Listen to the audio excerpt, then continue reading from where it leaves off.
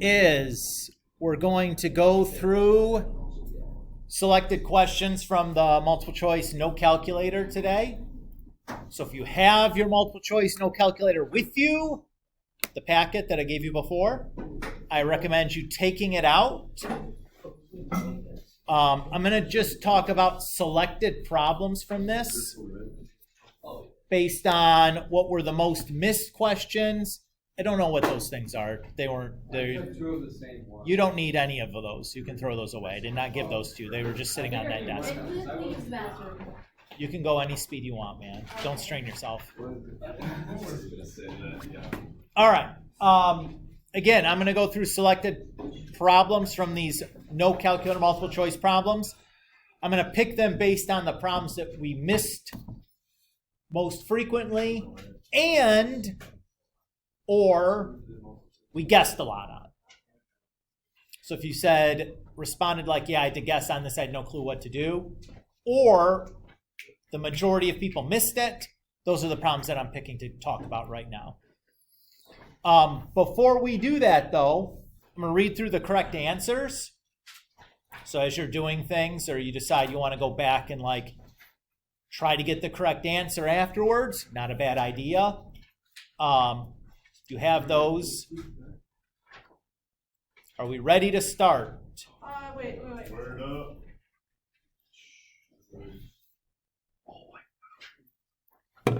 You did find it? I'm so excited. Me too, dude. Yeah, wait, dude.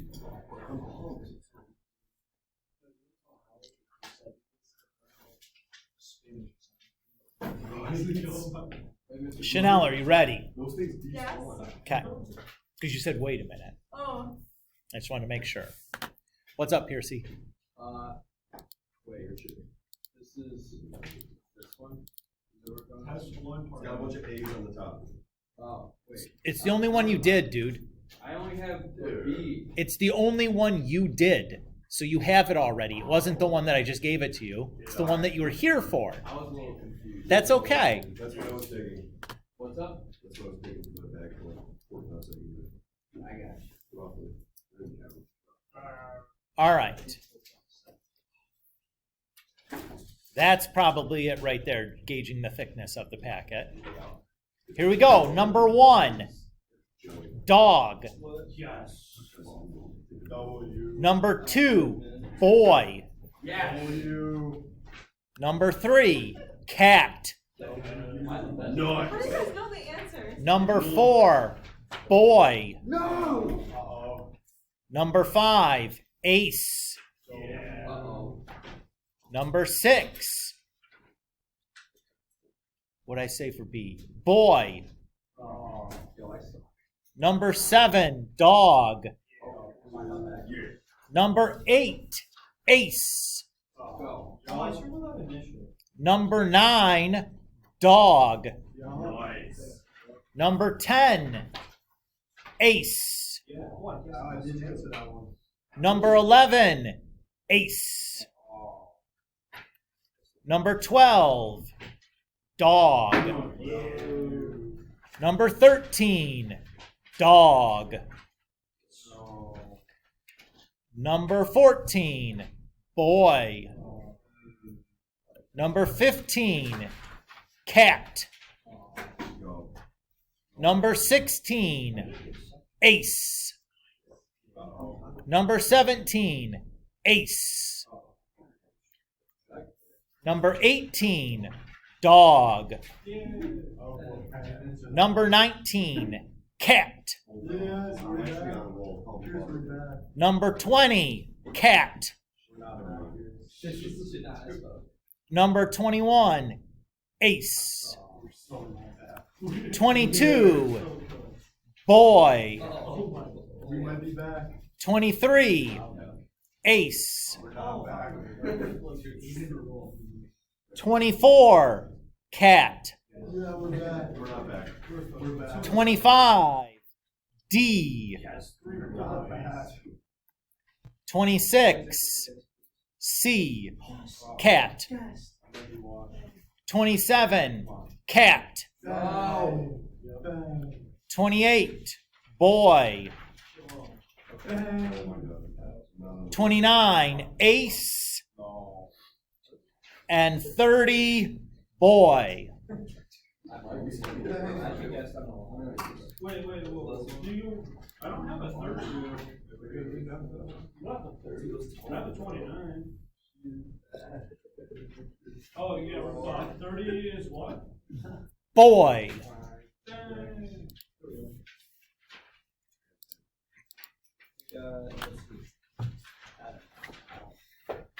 First one was D, right? Correct.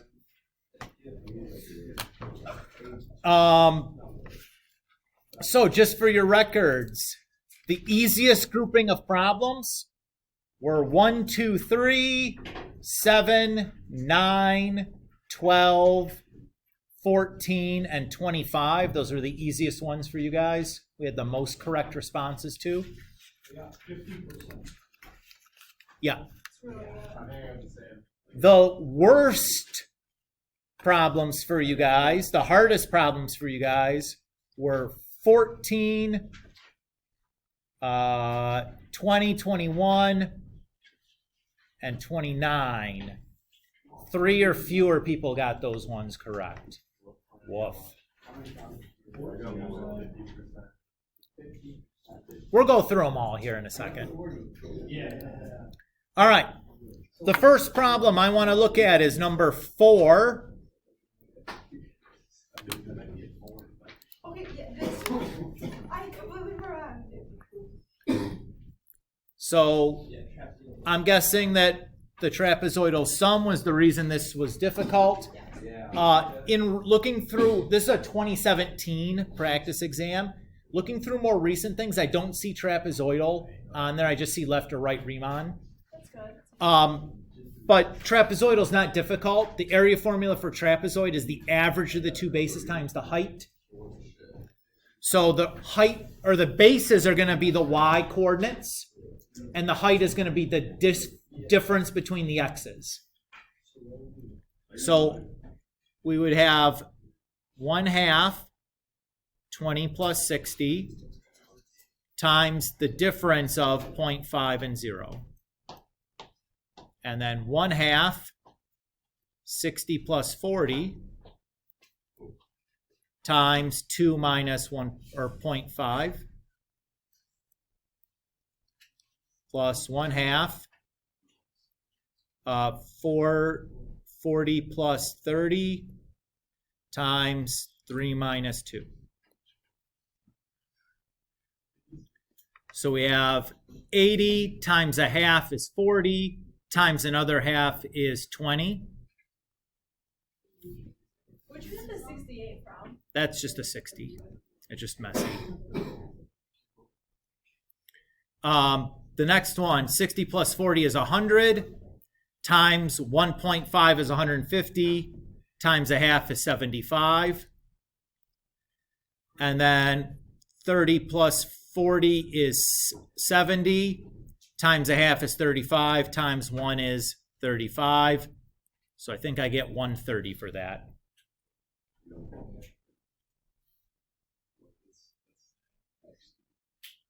Okay, so again, area for a trapezoid, the average of the y's times the difference in the x's. That's all we're doing. And you just the 3 or it says use 3 of them, so you're just using the adjacent pairs. So how does this make this trapezoidal though? Are you just using the trapezoid formula? Yeah, so like if this is my curve, I'm doing like that's my first Riemann, like that's my second Riemann, and like that's my third Riemann. They're looking like trapezoids as opposed to rectangles. That's the idea. But like whatever, big whoop. 5 was pretty good. 6, I suspect, because I saw a lot of issues with this phrase, average rate of change. I'm guessing this was mostly a definition issue. Yeah. Okay. When you hear average, there's 2 things you might be asked for in calculus. Average rate of change, that's a slope. Oh. Average value of a function, That's a formula involving an integral. So this is a slope. We just want f of 5 minus f of 1 over 5 minus 1.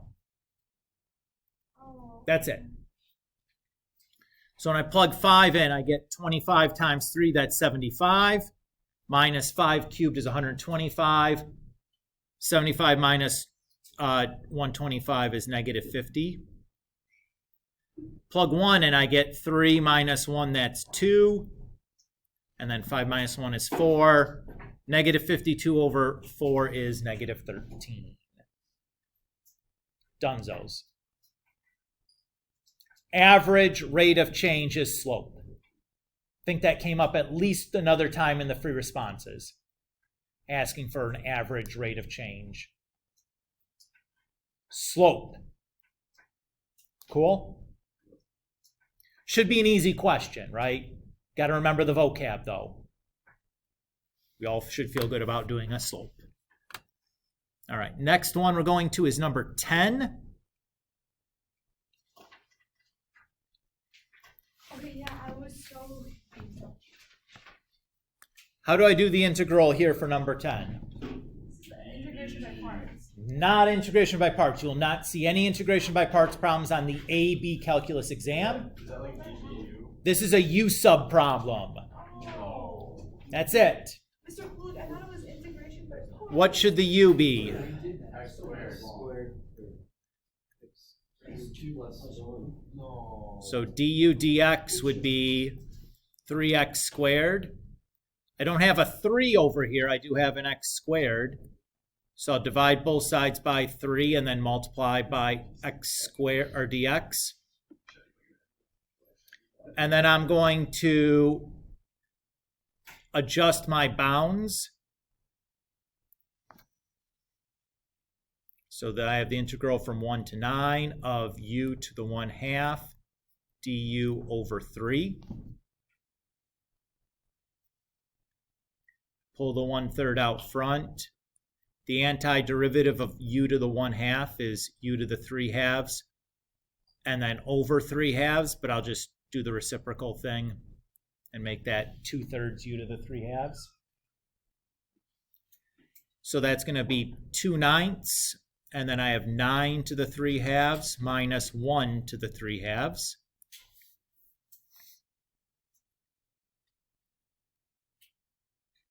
I pulled the 1/3, the 2/3 u to the front with the 1/3 and made it 2/9. How do I do 9 to the 3/2?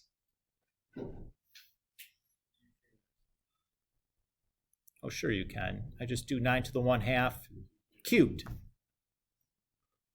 What's 9 to the 1/2? 3. What's 3 cubed? 27. And then minus 1. 26. So 26 times 2 is 52 over 9, which is A. Mr.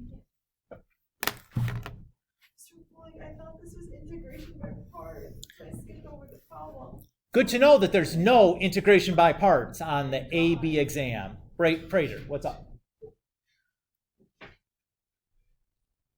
I get confused with the changing. Do we need to change the bounds? Not if you plug x cubed plus 1 back in for the u after you've done the antiderivative. You could keep the bounds the same and do that. All I'm doing to get the 1 is I just plug 0 into this. So 0 cubed plus 1, that's 1. And then I plug 2 in. 2 cubed plus 1 is 9. So whether you want to change the bounds or leave them the same and then plug your u back in, that's fine. Either one is okay. Chanel, what's up? So I know this is kind of a stupid question, but are there other topics you can think of that like we learned but won't be on the AB exam? So like In volumes using shells, shells won't. correct? Integration I by went to the parts. bathroom. Okay. Improper integrals, where you have an infinity Oh, for in your integral, like as a bound. Probably something else I can't think of right off the top of my head. okay, that's good because those are all topics I'm not good at. So Yeah, it's okay. We're doing 11 next. Oh, I had no idea. Yeah, I had. This is a first semester problem. This is just implicit differentiation. Oh, I tried that. I got the wrong answer. Great. So we're just going to take the derivative with respect to x to both sides because we want, right, there's a dx there. So what's the derivative of x squared with respect to x? Great. How do I do the derivative of xy with respect to x? Product rule. Great. So derivative of x is 1. 1, and then I have times y plus x. And what's the derivative of y? dy over dx. dy 1 and then dy dx, but we don't really need to put the 1 in there. It's fine if we do. Minus, and then what's the derivative of 3 or negative 3y? 3 dy over dx. And then derivative of 3 is just 0. Okay? At this point, I'm going to plug in for x and y.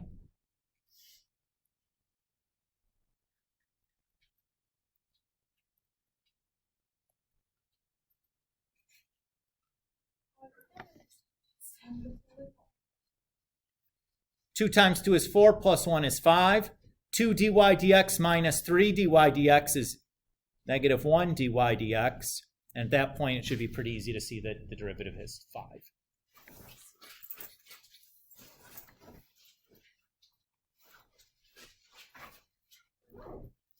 This implicit differentiation with a product rule in there, I guarantee will appear somewhere in your AP exam.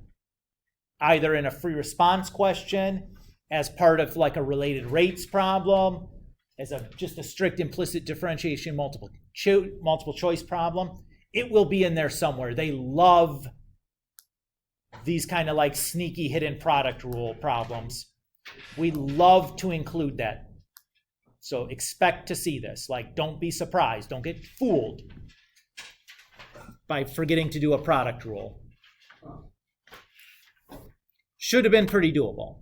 Again, if we didn't think about it, though, that's whatever.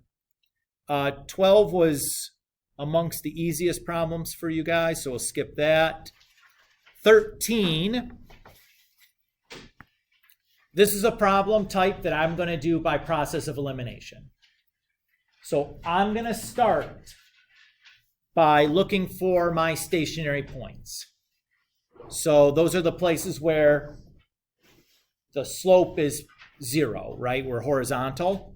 So I see that at 4, y equals 4, and y equals 0. I don't see any other stationary points as in y's or x's. So immediately I can get rid of a and c because those would have stationaries of x equals 0. Now, I'm going to figure out between b and d which one I want. So the way I do this is I know that in this section, everywhere I look, the derivative is negative because their slope field is pointing down. Over here, everywhere I look, the derivative is positive because the slope field's pointing up. And over here, everywhere I look, the derivative is positive. The slope field is pointing up.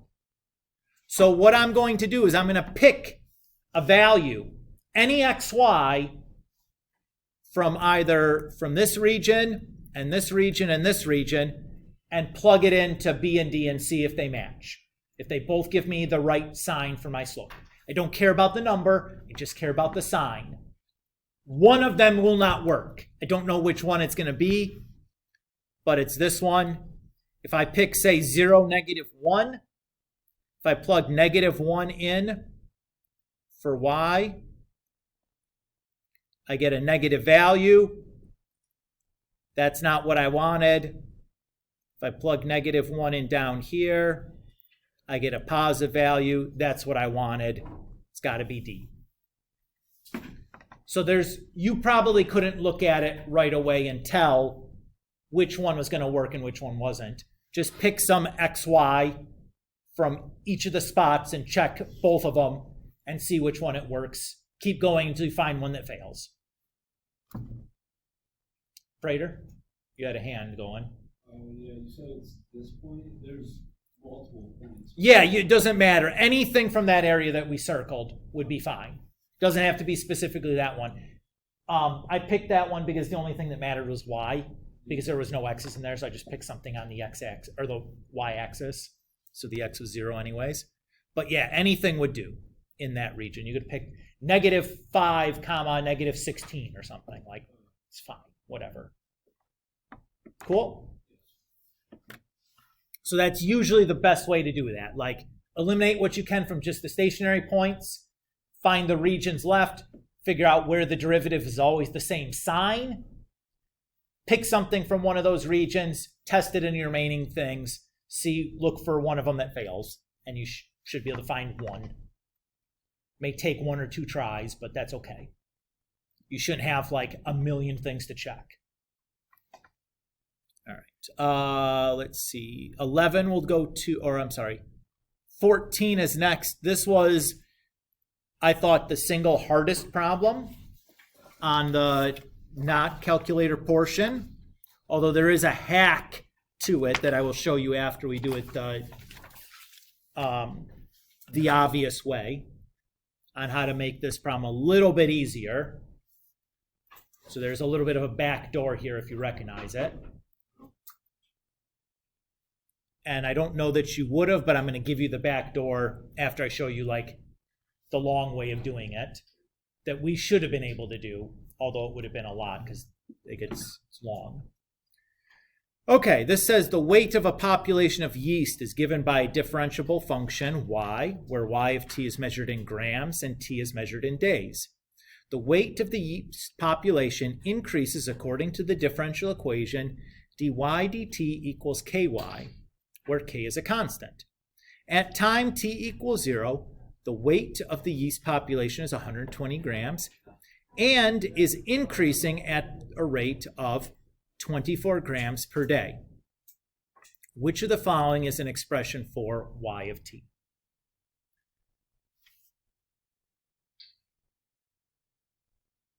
So, doing this the naive way, first thing I want to do is solve for k.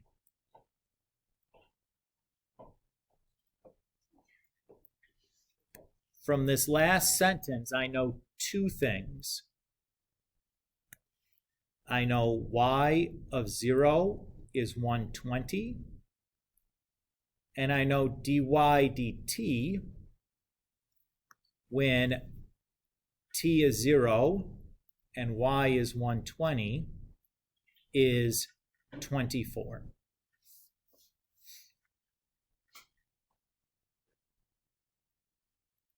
Read that last sentence and double check that you understand where I got both of those 2 statements from.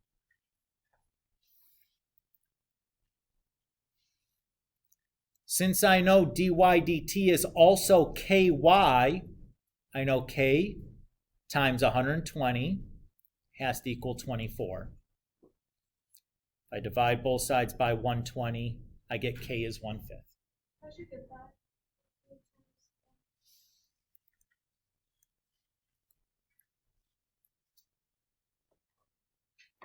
So dy dt is ky. When y is 120, dy dt is 24, right? I'm using this in addition.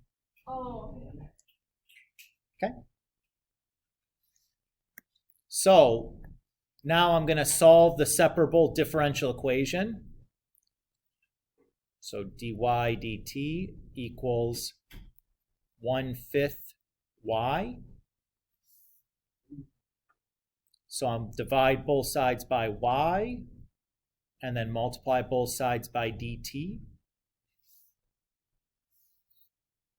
Integrate both sides. So I have the natural log of y equals 1/5 t plus c.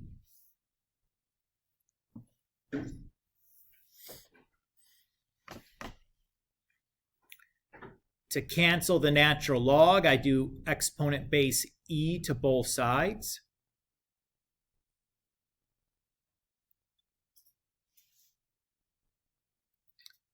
And I know that addition in the exponent is the same thing as multiplication of like bases.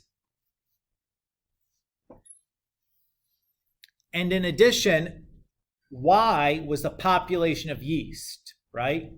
Can population be negative? Nope. So what does that allow me to do? I can drop the absolute value. And now to solve for C, I can plug in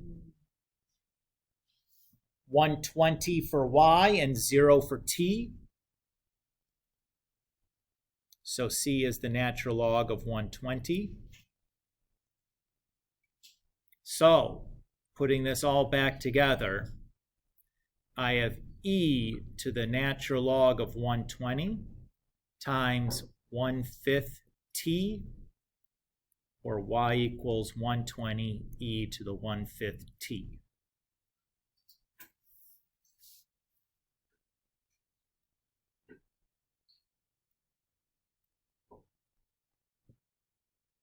This was like the stuff on like the last bit that we just covered. I just didn't think like Okay. You ready for, so that was a lot, right? Mr. Kulik, there's like 2 minutes per question. I don't think I realistically could have done that in 2 minutes. I don't even think you did that in 2 minutes.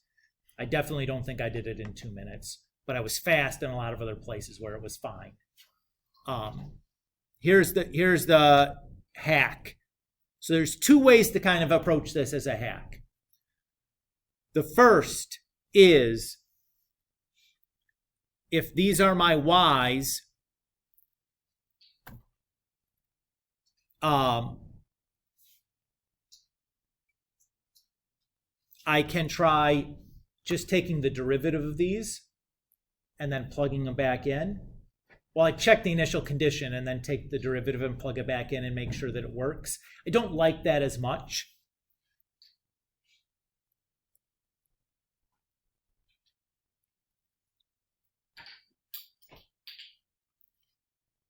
Here is the hack that I would use. If you have a derivative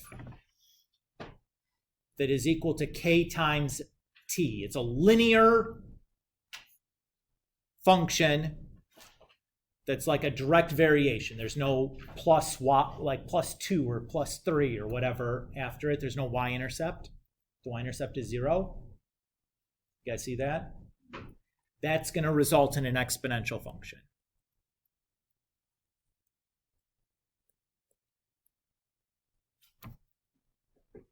And the exponential function will be of this form: the initial value times e to the kt. Is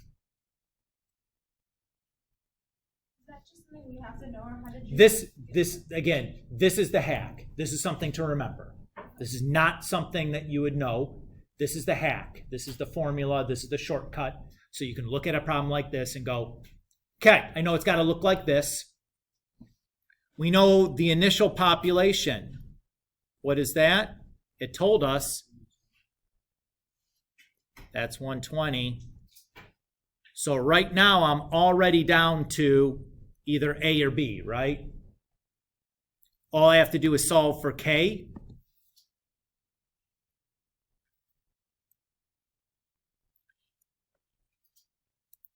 So all I really need to do is that step, which I should be able to do inside of 2 minutes. Braden. So what are the conditions in this to be exponential?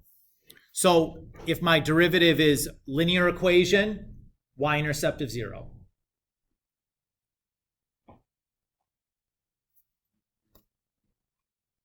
So like, they'll probably say kx or cx or what, like some constant times the independent variable.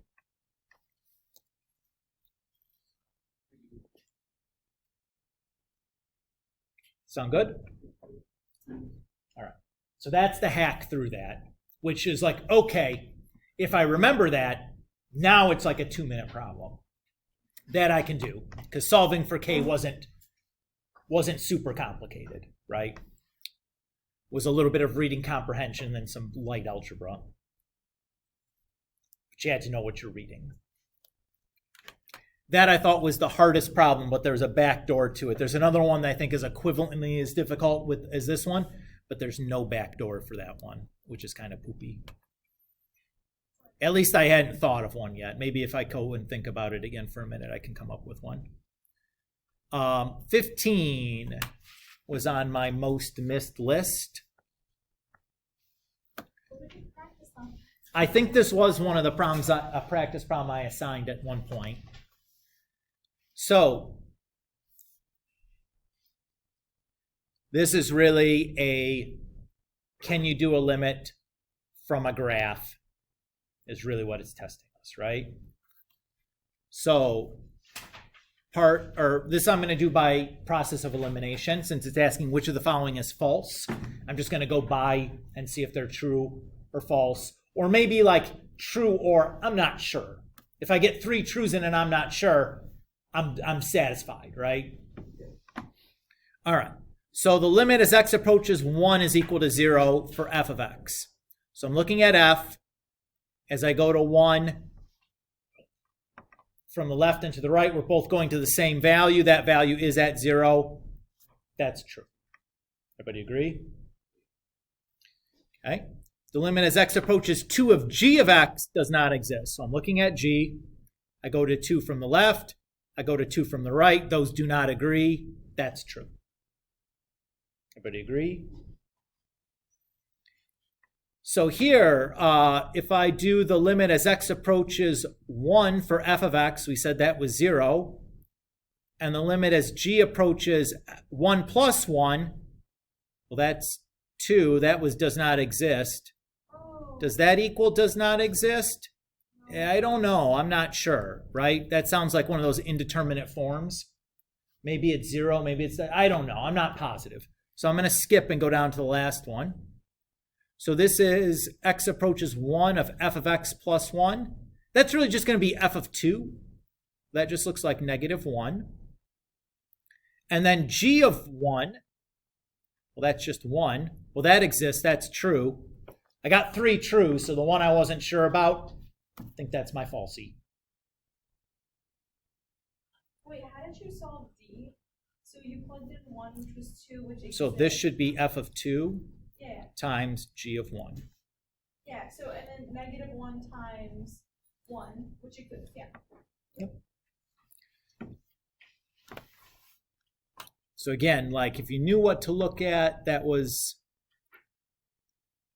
what shouldn't have been too bad. 16 will do. This was right on the borderline between we've missed too many. Oh, that's good. All right. So it says let f be the function defined by yada yada yada.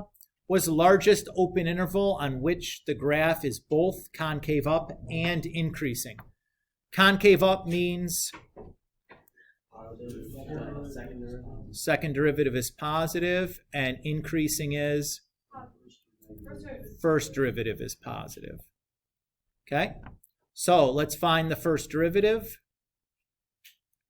That's going to be 12x minus 6x squared. To find where that's positive, I'm going to set it equal to 0. And then we'll do some factoring here. So I can take out a 6x. Oops. So I have x equals 0 and x equals 2.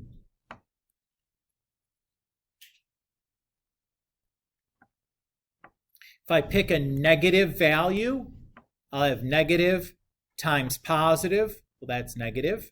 If I'll pick a value between 0 and 2, say 1, I'll have positive times positive. Well, that's positive. And if I pick a value bigger than 2, say 3, I'll have positive times negative. That's negative. So increasing is only between 0 and 2. So I can eliminate this one right away, because that one won't be increasing there. Everybody's so far so good? For the concave up now, I'll take the second derivative. So that's going to be 12 minus 12x. I can see right away x is equal to 1. So draw my sign diagram. So right away I can tell that this isn't going to be it, because I know it's either going to be less than 1 or greater than 1. If I pick a negative value, 12 minus 12 times a negative is positive. If I pick a positive value, I get a negative. So here we are concave up negative infinity to 1.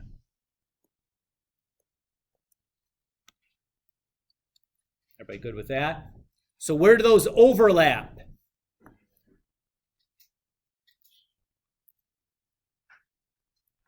Zero to 1. What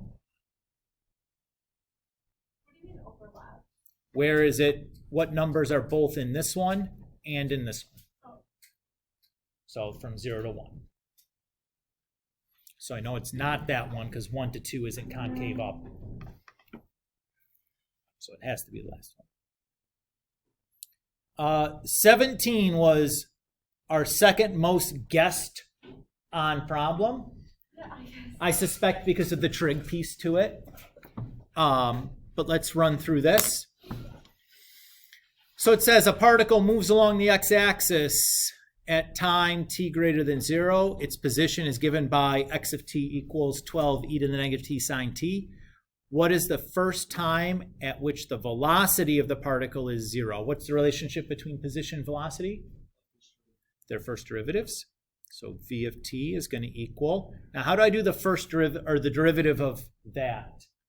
Product rule. I need to use a product rule and a chain rule.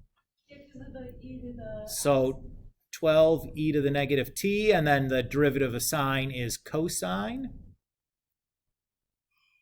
And then 12 sine to the sine of t. And the derivative of e to the negative t is e to the negative t times the derivative of negative t, which is negative 1. Now we're interested where the velocity is 0. To solve this, I'm going to solve by factoring. So I can take out a greatest common factor of 12 e to the negative t. If I apply my zero product property,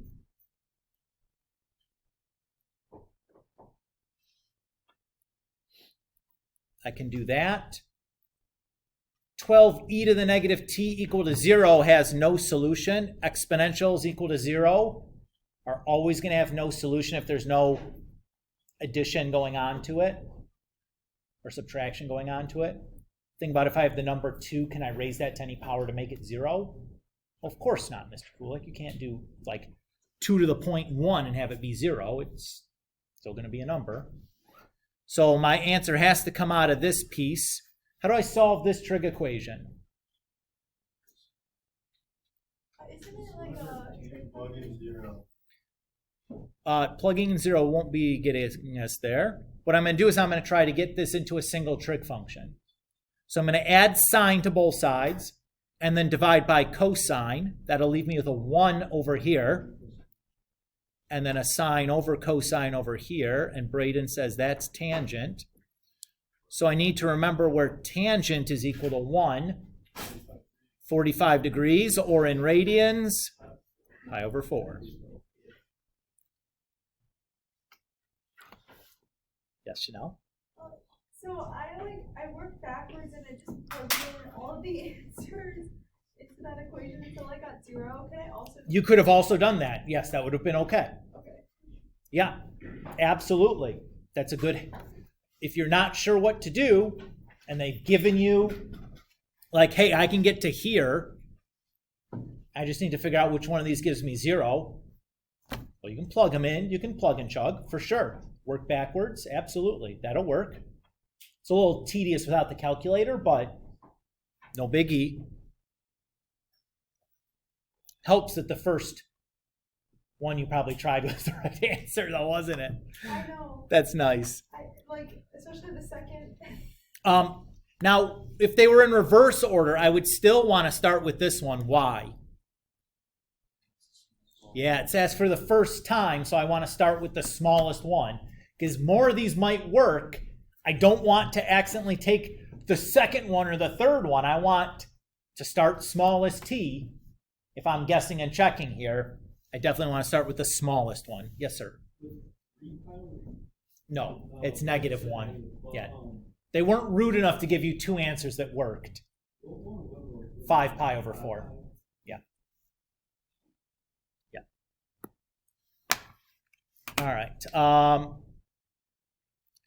19, there were lots of guesses on, even though you guys were able to come up with the right answer at a fairly decent rate. So, approximation using a tangent line. So let's write the equation for our tangent line. To do that, we need a slope. So just the first derivative when x is pi over 2.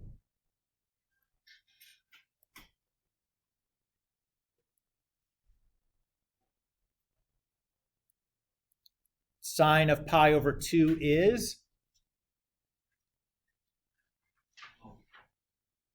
1. Okay. To write my equation for a tangent line, I need a slope and a point. Now I know the x-coordinate of the point, but I don't know the y yet.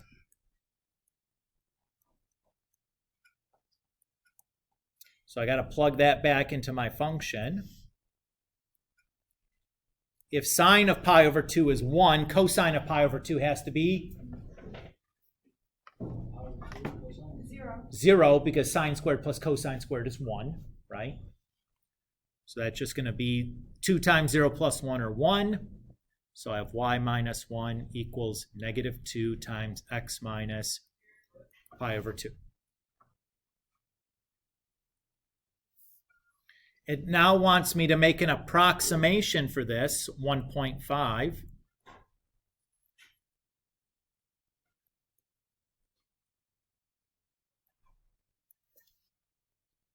So I'm just going to use the y that I found here for my tangent.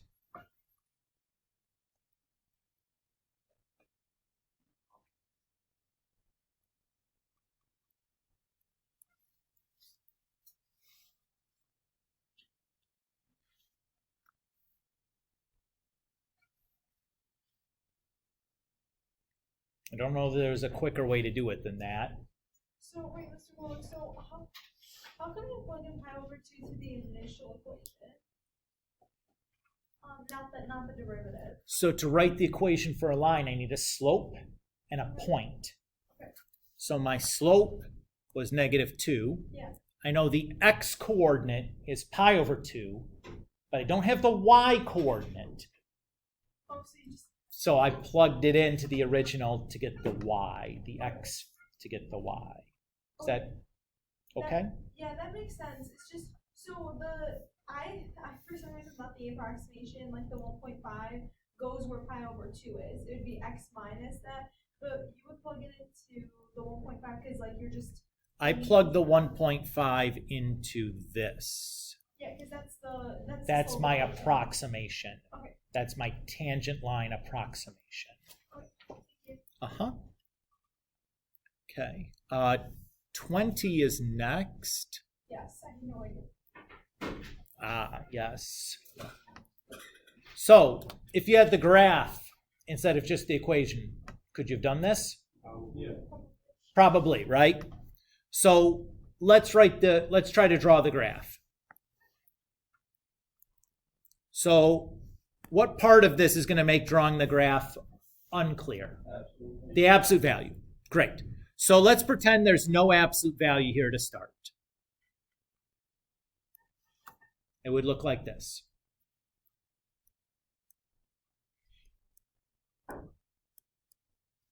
So it should reduce down to just 1/2 where there's a hole at 2. You guys agree? So it should look like that. Everybody cool? So if there's an absolute value here now, my suspicion is less than 2, it's going to act one way, and greater than 2, it's going to act another way. So I'm just going to try a value less than 2, say maybe 1.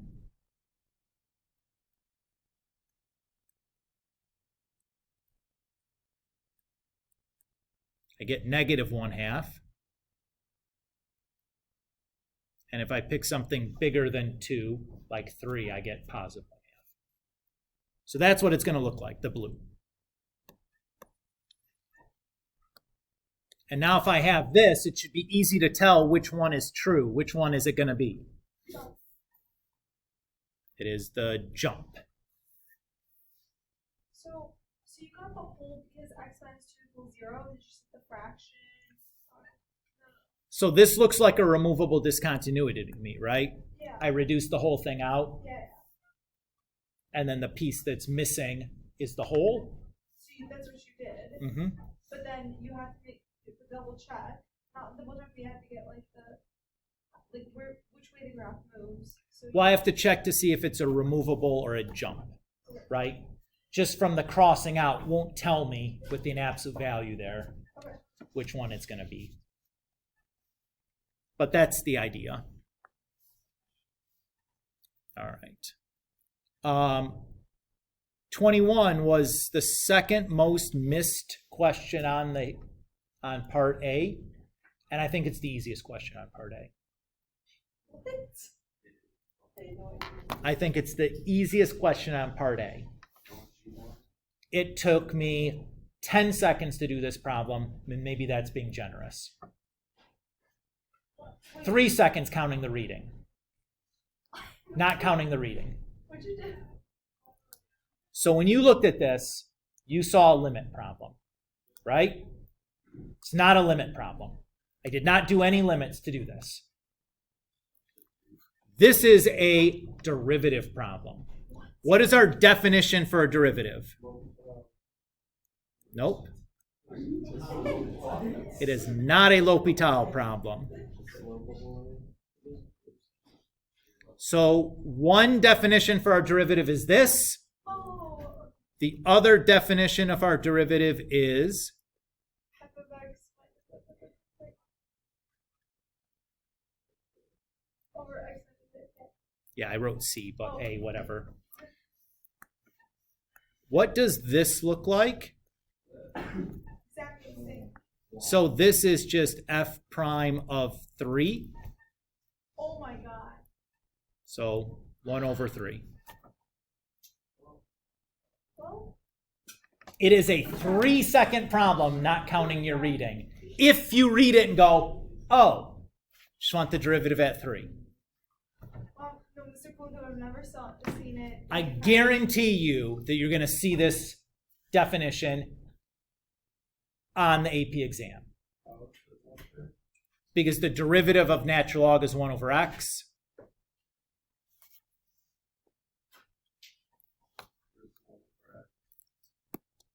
The f of x is the natural log, right? The derivative of the natural log is 1 over x. And then when I plug in 3, I have 1 over 3. Right? This is my f of x. So f prime is 1 over x. And then I plug the 3 in, I have 1 over 3. But I've never seen that. So I'm going to tell you this. I'm going to be real honest. You're going to see at least one question that's using the definition, the limit definition of a derivative, and at least 2 questions that are going to be using the fundamental theorem of calculus parts 1 and 2. At least one question using part 1, at least one question using part 2, where the questions are trivially easy. You just have to recognize that, oh, that's all I need to use. The fundamental theorem of calculus problems tend to end up on the free response. It's been my experience.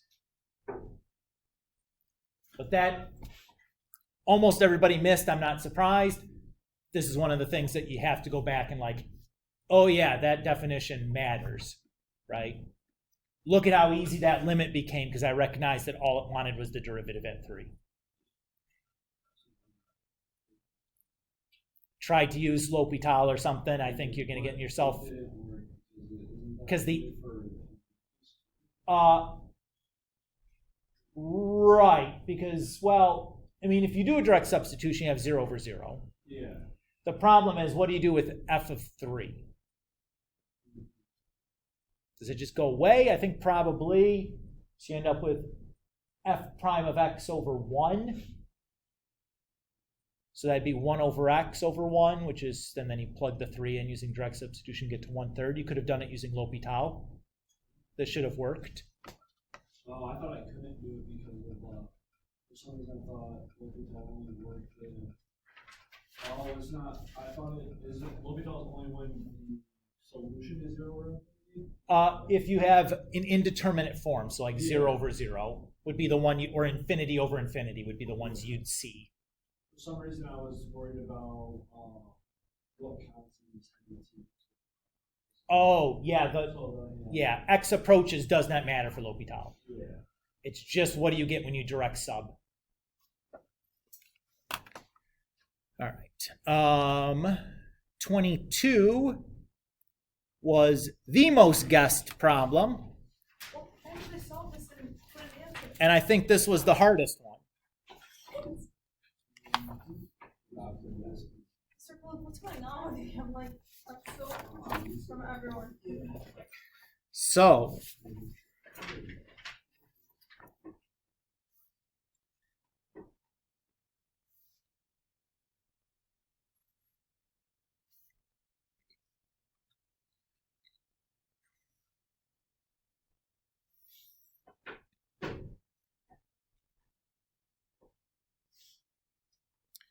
two ways you could approach this.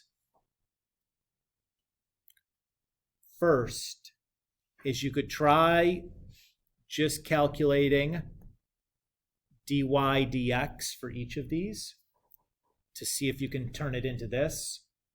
That'd be really bad. I don't think it's any worse than what you have to do to go the direct route. Oh. So going the direct route, you're going to have to solve this differential equation using the separation of variables technique. So I divide both sides by 2y, and then multiply both sides by dx. And I can integrate both sides. However, to do these integrals, both of them are going to require a u sub.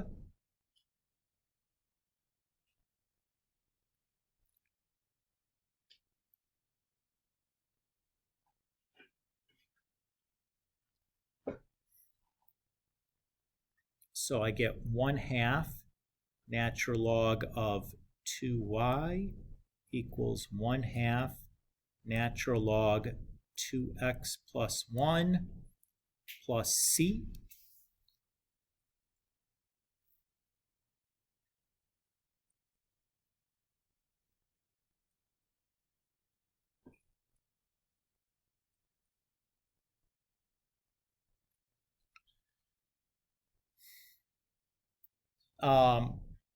Let's solve for c, I think maybe now.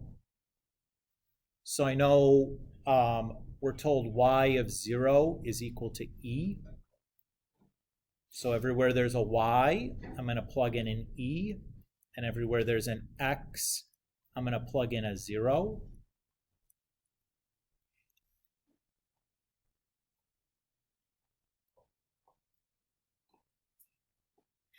So 2 times 0 is 0, plus 1 is 1. The natural log of 1 is?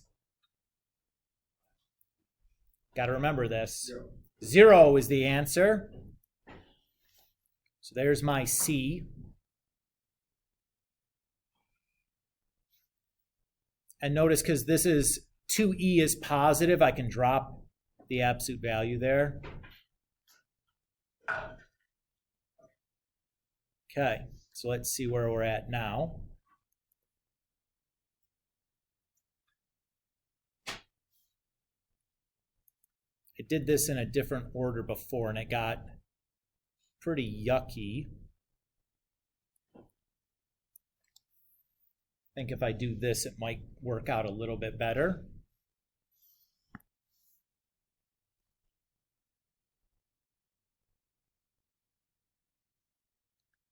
Now, I'm told in the problem, x is greater than negative 1/2. that's going to allow me to drop the absolute value, because if x is always greater than -1/2, I can't make a negative inside that natural log, right? 2x plus 1 always has to be positive. So doing that allows me to, well, let's do this first, I guess. I can dump all these 1/2s, right? Multiply both sides by 2. Gets all those boogers out of there. And then on the right-hand side, I can combine those two logarithms using the product property of logarithms.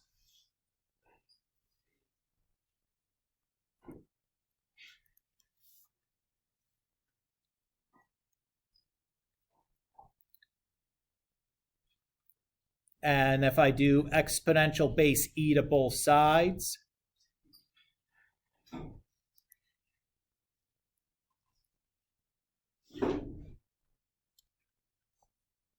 I get that. I can distribute the 2e through. And then if I divide by 2, and I'm just going to drop the absolute value. I don't know why. I don't have a good reason of why I'm able to do that there, but if I do it, it matches one of the answers, so I felt good enough about that at that point. So what kind of question is this? Is this overview? This is a separable differential equations. Overview. Yeah.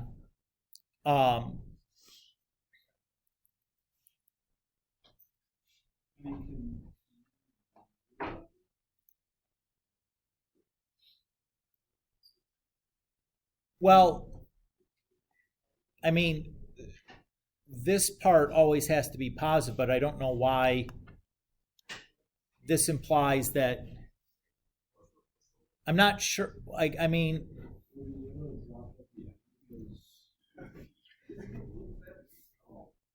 I see the dividing by 2. That's not a big deal. Though you can always pull that 2 out of the absolute value.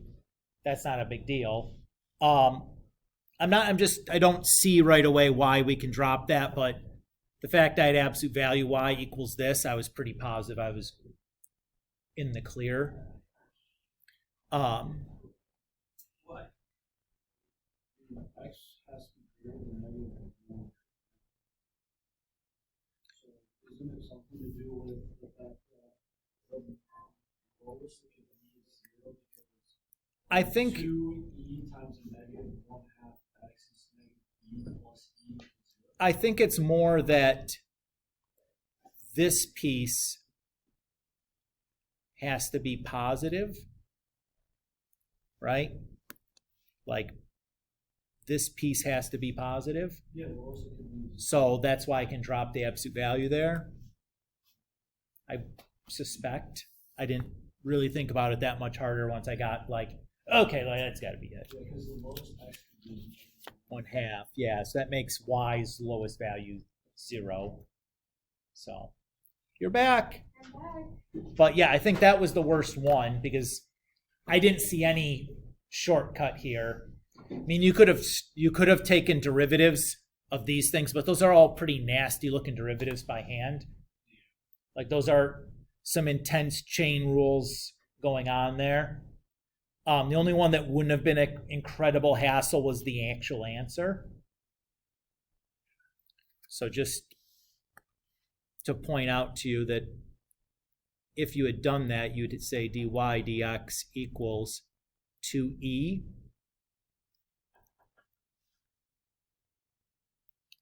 And I don't know where you're going to get that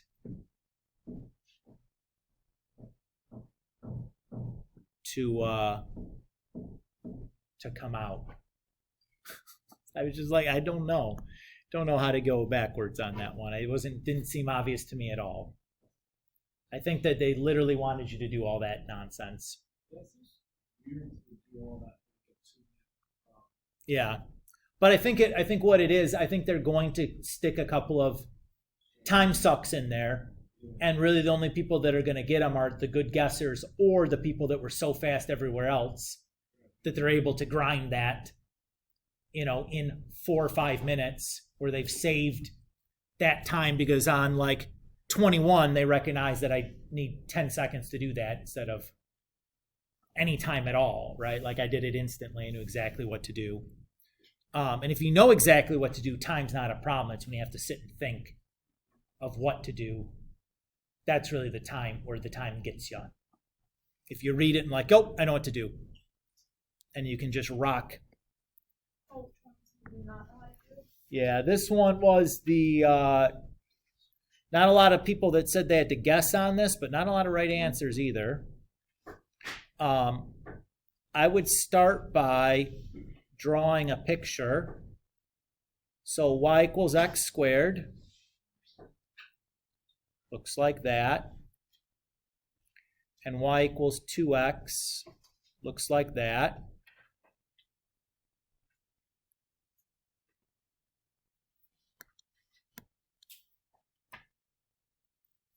So the first thing I need to do is I need to find the boundaries for this region here. So x squared equals 2x.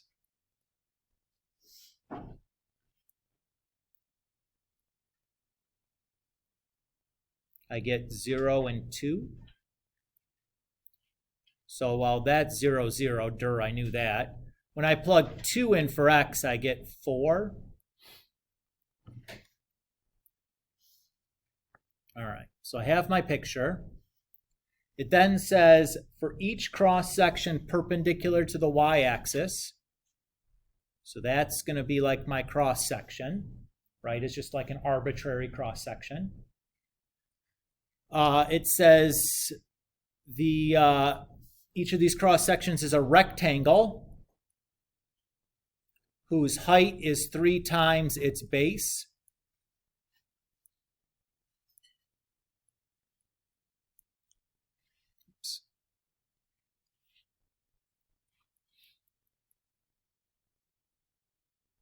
So that's my base, right?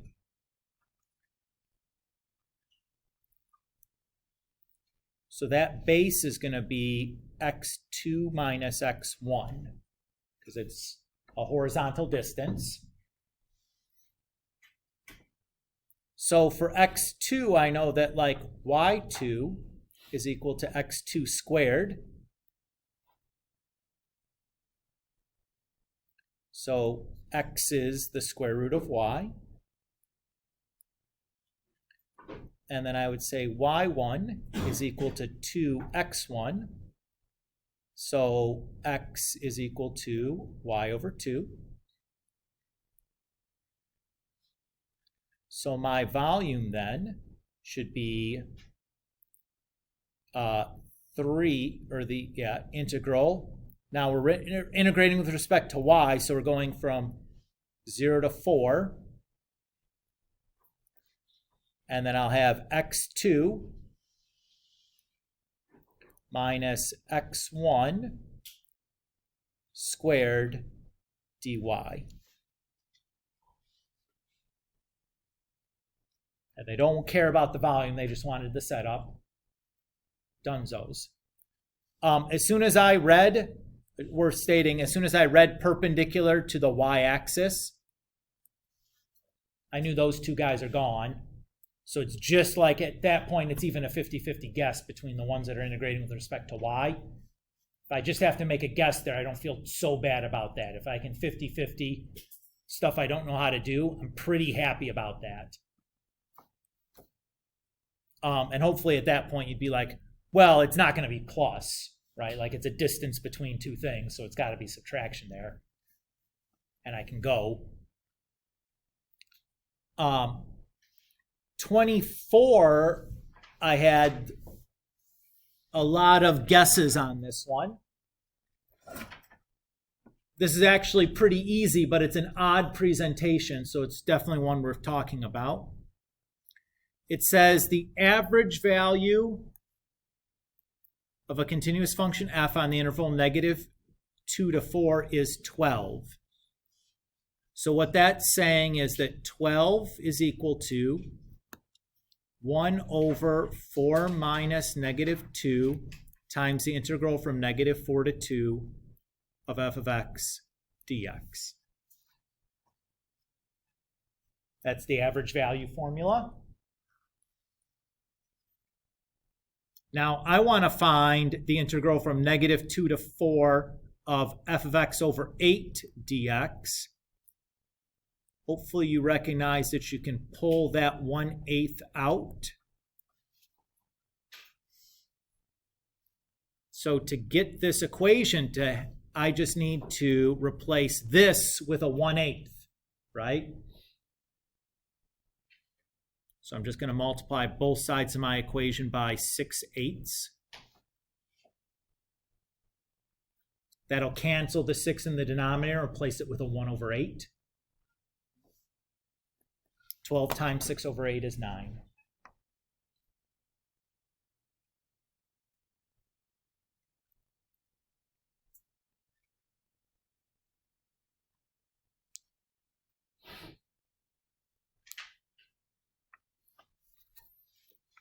Right? This now is 1/8. And that's 9.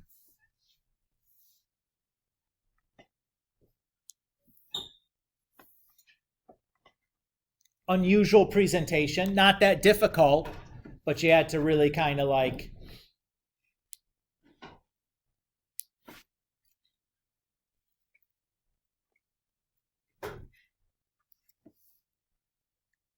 see what to do there. You know what I mean? At least the arithmetic was pretty easy. 6 times 12 is 72, and then divide by 8 is 9. Those are nice numbers. I was pretty happy about that. It's like, oh.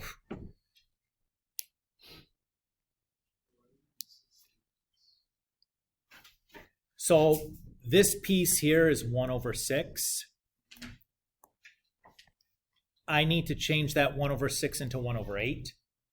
So I multiply by the 6 to cancel the 1/6, and then divide by 8 to make the 1/8. Does that, you see that? If you wanted to do that in 2 separate steps, when I did it initially, that's what I did. Oh, yeah, that's what Yeah, it's just like, it's some light algebra. You just had to recognize that that's what's going on. 25 was good. You guys felt okay about that. 26. I mean, you could. It's a mess. You want to see the 10-second way to do this? Yes, no, I will too. All right, get ready for some Mr. Kulik wisdom. This is a 10-second problem for me. Let me share with you how I looked at it to make it a 10-second problem. 26. If I look inside the logarithm, I have e to the 3x plus x. Which one of those is growing faster, e to the 3x or x? E to the 3x. And in fact, it's growing so fast that the x doesn't even really matter. So I'm going to just pretend it's not there. What's what's the natural log of e to the 3x? 3x. What's 3x over x? 3. Done. That's how I looked at it. Wow. So you could L'Hopital that. It gets messy. Oh, yeah, you don't want to waste that. And it takes time. I prefer almost always on these limit ones where it's like, this looks like L'Hopital. Do I really need to do L'Hopital on this? Sometimes I do. This one, I'm like, the x doesn't really matter. Natural log e to 3, well, that's just 3x. 3x over x, that's just 3. Done. Boom, going on. Yes, sir. I don't know if this works, but what I did was I put the numerator and the denominator to the power of e, with the ln on top as well. Oh, yeah, that's a clever idea. Yeah, so then I got e to the 3x plus x, and then I said since it's approaching infinity, and then x also really matters. And then, I don't know if you could do this also, but that basically is after an e to the 3x over e to the x, like canceled out the e's, and then 3x over x. Yeah. I don't know if you could do that. Yeah. Well, you'd log both the top and bottom then. Yeah. And that's fine. Okay. It's good. I think that's solid logic. Okay. Yep. All right. 27. Yeah, I have no idea. Okay. Whoa. Okay. So this is the key for 27. Let me just double check my note here because I've made some notes on these. This was one I remember. Yeah. All right. So let's look at this. It says the graph of f prime, the derivative of f is shown above. Which of the following must be true? Well, remember that differentiable implies continuous. So that's true. So we know it can't be D because that's true. Decrease, f is decreasing on this interval. That's false, right? Because the derivative is positive here. Okay, so it can't be B. F is concave down on this open interval. Concave down is the second derivative is less than 0, or the first derivative is 0. nope, decreasing, right? Oh, really? I know I actually know. So if the first derivative has negative slope the whole way, that means its derivative is negative the whole time, right? Which is the same thing as the second derivative being negative. Is that decreasing the whole time? Yeah. This problem like stuck me for a bit because I didn't realize the graph was at the time. I started circling it, flipped to the next page, and then flipped back and had it. Yeah. So that observation was kind of the key, right? That the second derivative negative is equivalent to just the first derivative decreasing. If you saw that, you're probably in good shape. All right. 28 Related rates. is a related rates problem. You guys all freaked the heck out. Yep, and I didn't even touch it. Yeah. All right. Shh. It says we have an isosceles right triangle with leg length s, and we have the area 1/2 s squared. At the instant where s is the square root of 32 centimeters, the area of the triangle is increasing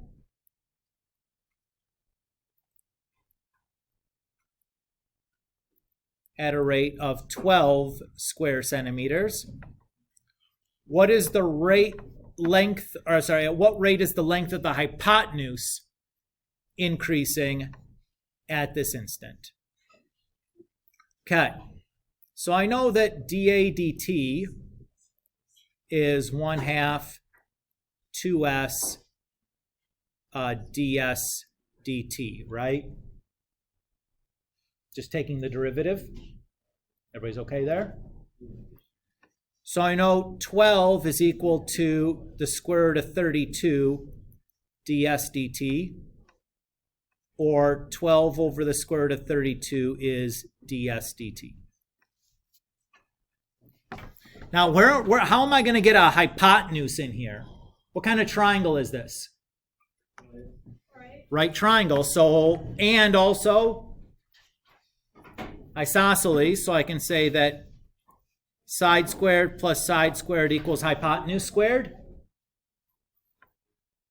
And if I take the derivative of that,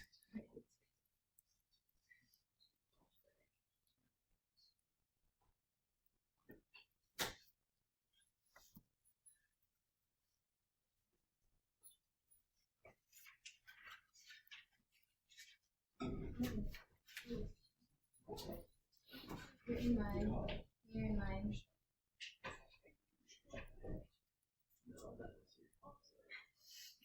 I was just wondering because you always.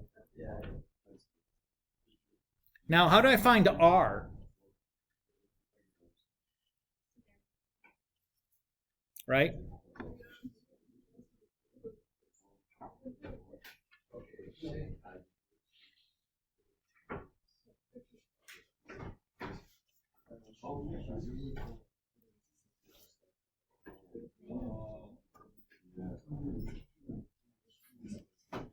So I have 48 equals 16 drdt. That's just 3.